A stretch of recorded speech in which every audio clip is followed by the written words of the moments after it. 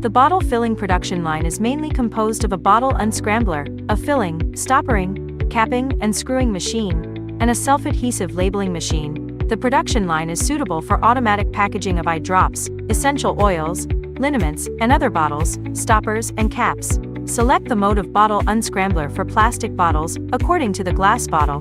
The bottle is fed in the way of bottle supply, or bottle feeding. Bottle are positioned and filled through a conveyor belt, or through a disc.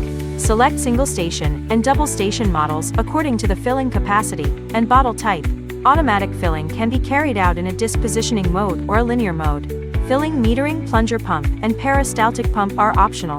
The plugging and capping method adopts the manipulator for positioning, plugging, and capping, and the positioning is accurate without the occurrence of plug and cap jumping. The special cover type can be equipped with the pre-screwing cover mode, which adopts the servo screwing cover mode, and the torque value can be adjusted by the touch screen. The capping station adopts pneumatic bottle jacking mode, which effectively guarantees the capping effect and the beauty of packaging. After the cap is screwed, it is conveyed to the labeling machine for automatic labeling.